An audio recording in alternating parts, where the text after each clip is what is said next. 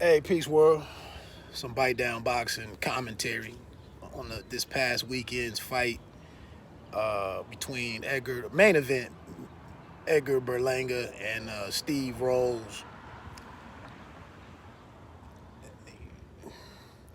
You know, boxing week to week, we got to have some context with some of this stuff, and I've been saying the last 2 or 3 months.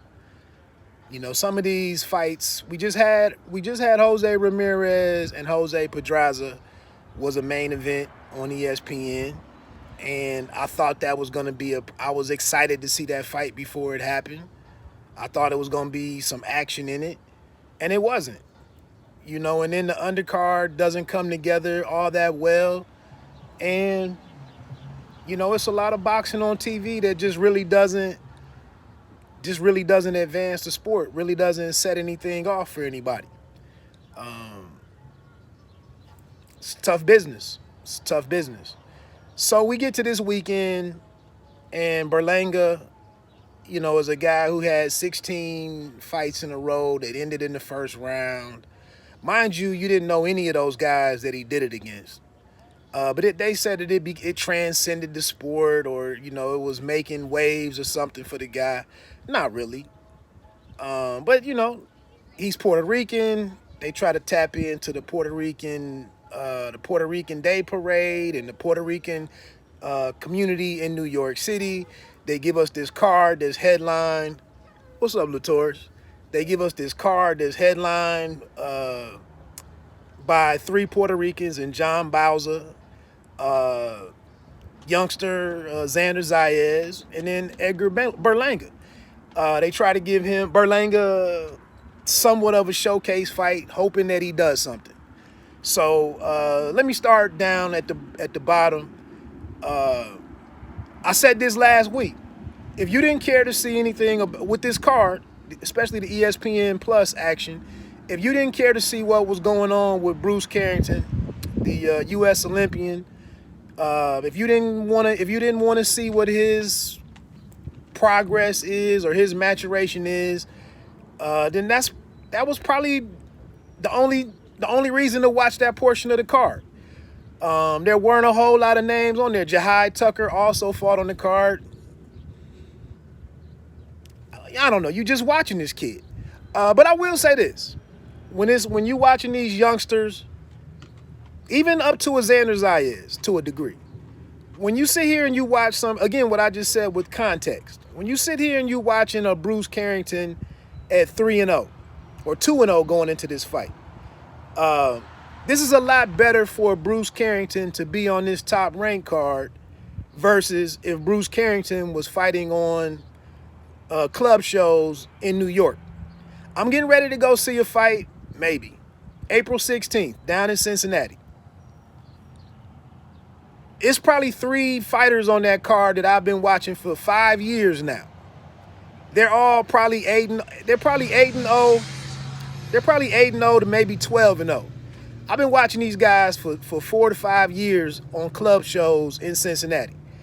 I bet you when I get down there to that fight, I bet you in the main event, and I'm not gonna put his name out there because I ain't trying to sully the man's name, and I'm not trying to diss the promoter, but I'd be hard pressed, or I'd be highly surprised if in the main event I would be super surprised if he's not fighting somebody who's 12 and 25, 8 and 19.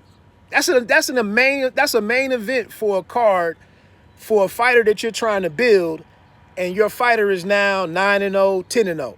You know, when do you start giving him the fights that are actually going to help him go somewhere? So what I'm saying with Bruce Carrington, he fought a guy in Yuri Andujar, who was 5-4-1, and I thought Andujar did some things in the first round or two that challenged Carrington. And then I think when you see the big knockout that Shushu got, again, you have to put it in the proper context. Look who the hell he did that to. Look whose punch he slipped, landed the right hook and the big left hook that now you see on Instagram as a highlight reel knockout for him. I mean, we gotta put this stuff in context. So getting to the ESPN portion of the card. John Bowser opens it up against Canada's Tony Lewis. I've seen Lewis once or twice before. I was expecting a lot more from Bowser, to be honest with you. He went 8 rounds, and I didn't see a whole lot. I thought the fight was boring. You know, I really didn't see Bowser really assert himself much throughout the fight. Lewis was able to kind of smother him a bit and rough him up a little bit and muddy up the fight. And Bowser coming off of 2 knockouts, 2 first or second round. I think the Michael Williamson cat went to the 4th round or something. But it definitely wasn't a showcase fight for John Bowser. But you get the victory. And you get to come back. You know, you get to come back and see what you do in the next fight. Let's jump to Xander Zayas, who took on Quincy Lavalier. 8-rounder. The kid is 19 years old. It was his 13th fight. He's 13-0. For me personally, I don't see how this was, even though it was a co-main event on a Puerto Rican themed card, I don't really see how this is a negative for Xander Zayas. He beat Lavalier up. He beat him up. By the last few rounds, Lavalier was not competing. He was not trying to win the fight. At no point in time did Zayas lose control of the fight. He got a victory. He did. Okay, so he didn't knock the guy out. And so maybe you saw him have Lavalier on the ropes trapped in round 2 or round 3, and he threw a big flurry of punches, and Lavalier didn't go down.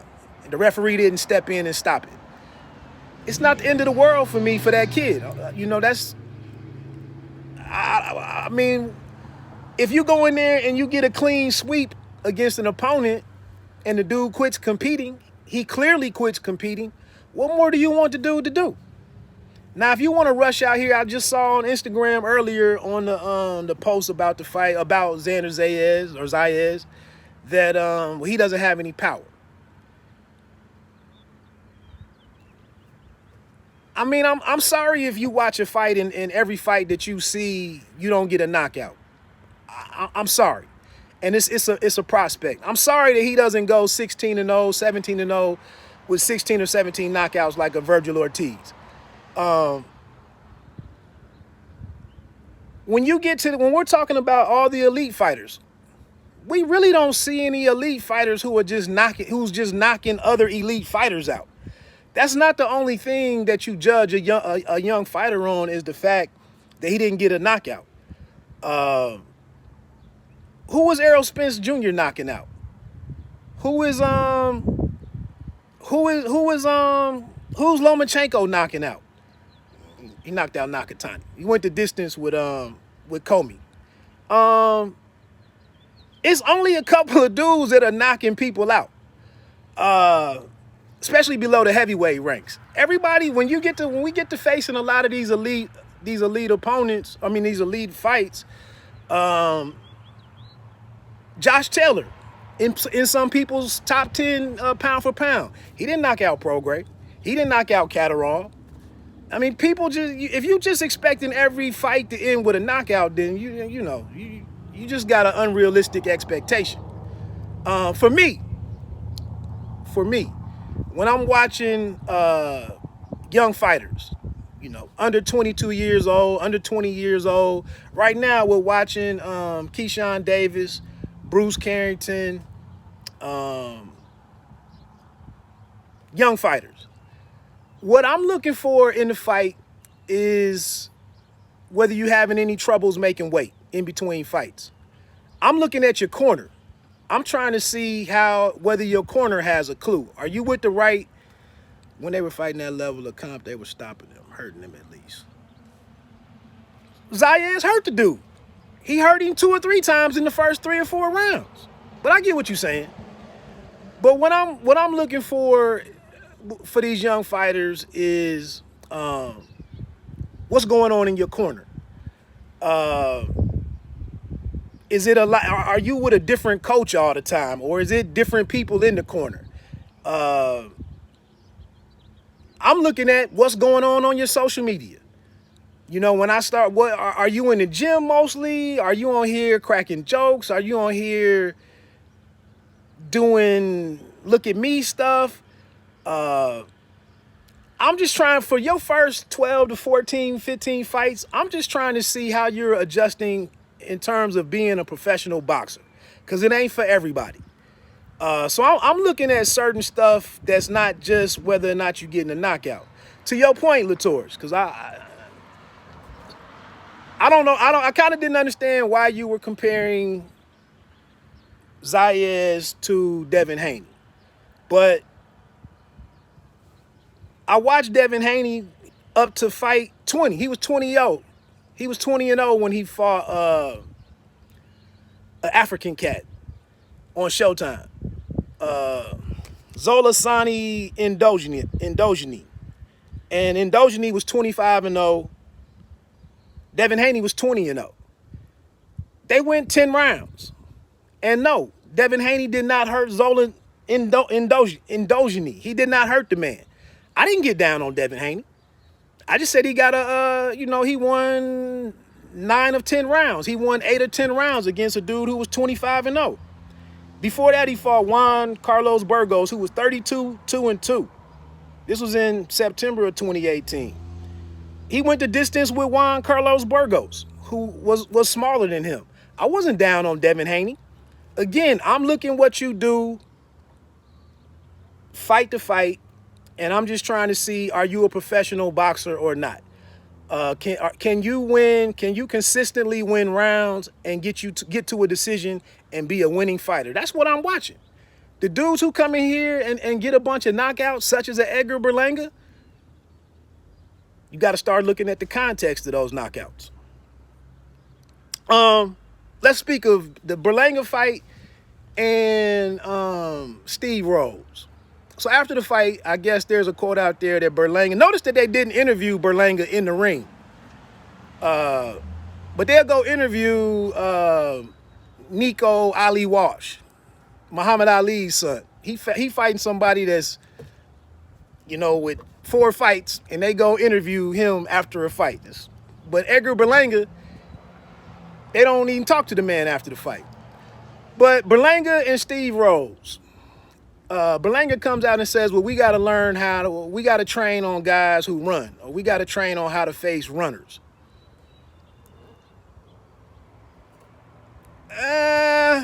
You should have been training how to fight run. I just got one question for Edgar Berlanga. I just got one question when I watch Edgar Berlanga. What did that man do in training camp, whether it was 6 weeks, 8 weeks, or 10 weeks, whatever it was? What did he do in training camp under the watchful eye of Andre Rozier, his corner, his trainer? What did he do during them 8 weeks that suggested on fight night we were actually going to see some boxing out of Edgar Berlanga? Because Berlanga just came in the ring, just nothing, no jab, no combination punching, no good footwork. That's it. Edgar Berlanga became successful for him as a professional fighter when he had the medallion on his neck that says EB. That's it. He ain't got no more interest in boxing. What's up, D-Lo? When I got a chance to talk to Edgar Berlanga, they thought I was the dude at ESPN because we both have names that start with Wood. And the dude from Top Rank let me ask a question. And I asked him, I said, bro, you sitting around with Fat Joe, Tracy Morgan, and all these New York celebrities that we know, these has-beens, do they recognize how difficult it is for you to be a successful boxer? What's up, Jelly Bean? Do they understand how challenging it is for you to be a successful boxer in the weight classes that you're hovering at? Can these dudes get out of your life and let you earn the praise that they're giving you? You know, Fat Joe been in Burlington. Oh, seems to expect guys to be still. Yeah, you just supposed to stand there. He want to play t-ball. That's what Berlanga wants to do. He wants to play t-ball. He not a light heavy at least. Talking. Yeah. But who were you talking about, Latours? But yeah, to just get in there and you know, you running around with all of these dudes. You got your chain on and your emblem, your half moon part. And then secondly, a pet peeve for me. Your pops is over here at the fight in the corner with shades on. That's some shit that I really don't like. We in here working, bro. You over here with shades on and your chain and your diamond. Just stop. You asked him a very relevant and beneficial question, but one has to be open. I agree. I appreciate you. I appreciate that, D-Lo. Then they cut me off. He was like, man, what are you doing? You asking this dude no serious questions? Get your ass out of here. So they just cut me off. They didn't even let me get my follow-up question. But okay. The other thing that I didn't like with Berlanga, you got your longtime trainer, Andre Rozier, is in one ear, and then K. Karoma is over here in the other ear. You didn't tune this man out who been working with you for the last 4 years or whatever. You totally tuned him out, and you listening to K. Karoma. And K. Karoma only came into New York City in the last week or two to bring Bruce Carrington there, I believe, and to work with him. And then y'all just start doing drills together and game planning together, and you just totally just shut Andre. That's too much confusion. Now, part of it was he had a cut on his eye, and the cut man had him turned so he could work on the cut. Blood boxing said often to too many of these guys. They're celebrity boxers. A lot of them. That's what's, and I'm gonna be real. That's one of my issues as compared. He thought Rose was supposed to fight him the same way. Exactly. You think Rose is gonna sit in here and not use all of his veteran experience and everything that he's learned in the fight game, and he sees how limited you are. You think he gonna fight you the same way that he fought Triple G? It's not gonna happen. I will add that most seem to care more about the celebrity over boxer. I agree. Y'all check D-Lo 404 Boxing out. Check his channel out. Always giving a lot of thoughtful takes on all of this stuff as well. So, you know, another solid site or channel. But that's my thing, man. I just think Berlanga, you know, to get out there and look that bad in a main event, it's not a good look. I think they're still trying to hold on to him for the Puerto Rican Day Parade, whenever that is. I think they're still trying to hold out and put him in a main event again. You know, maybe they can match him a little better, but the writing is on the wall for the kid. I think what he needs to be doing today, though, is straightening up who he's going to take instruction from. Who is your trainer? And you can't have too many cooks in the kitchen, and you're at a serious point in your career on what's going to happen moving forward. If you're going to stick with, and that's the thing, let me get ready to get on off of here. We talk about all of these trainers. I said this a couple of weeks ago with Eddie Reynoso. We got 3 or 4 guys who've walked out. I did too. I thought he was gonna get him. But a lot of these trainers, Bomac, Eddie Reynoso, anybody you want to think of, Virgil Hunter, a lot of these guys, it works with one fighter, but they don't have, I mean, Derek James to an extent, it just doesn't always pop off for every fighter. We just saw Freddie Roach. He didn't do nothing for Blair Cobb Saturday night. He didn't have any, he hasn't had any impact on bringing out anything in Blair Cobb. So I'm just saying, a lot of these guys who are respected as great trainers, again, context. You might have one great fighter who's self-motivated, who's getting paid right to and getting paid at a level that he's focused on boxing. It's a business for that person. He takes care of a lot of his own stuff. You got guys who are more disciplined in between fights, don't go up 30, 35 pounds. It's a lot of reasons why a fighter might be successful with a particular trainer, and it have nothing to do with how good that trainer is. It's not too many trainers out here that have a third or a fourth fighter that they train that looks really great. So that's what I'm saying. My whole point is, Rozier, I think he's been on a decent run with some of the guys in New York. He's gotten a lot of those guys on TV and into decent fights. Rozier offered Comey nothing against Lomachenko. Rozier didn't do a whole lot for in the reunion. That's it. It's very hit and miss. It's very hit and miss. So with Berlanga, you really can't have another bad outing at this point. You really need to get on the good foot really quickly. Exactly, Latours. Manny Stewart might have been the last one. He might have been the last one. A lot of these guys, like I said, with Reynoso, he get trainer of the year.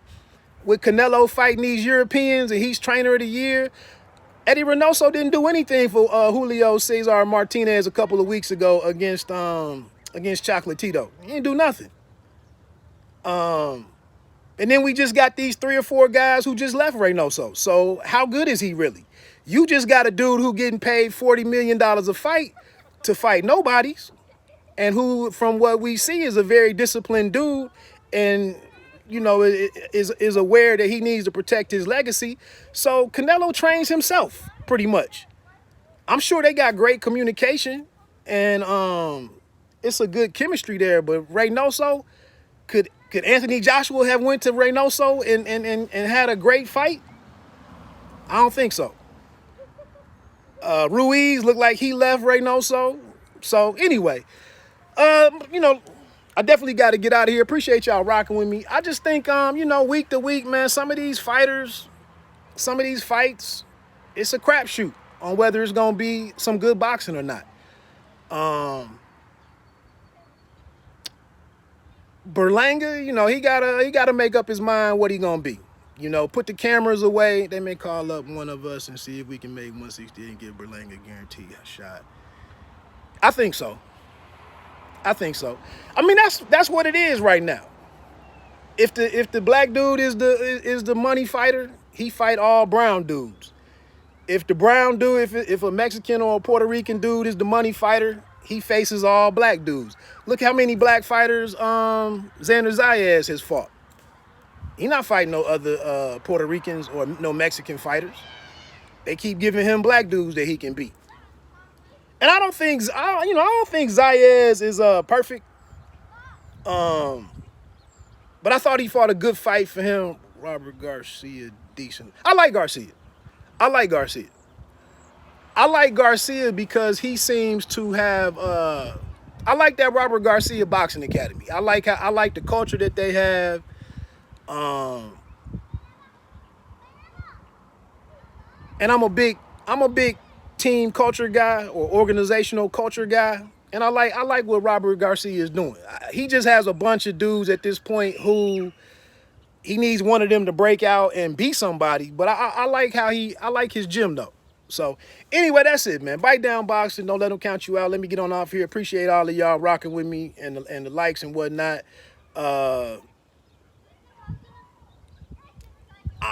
I don't hate Edgar Berlanga, but I just think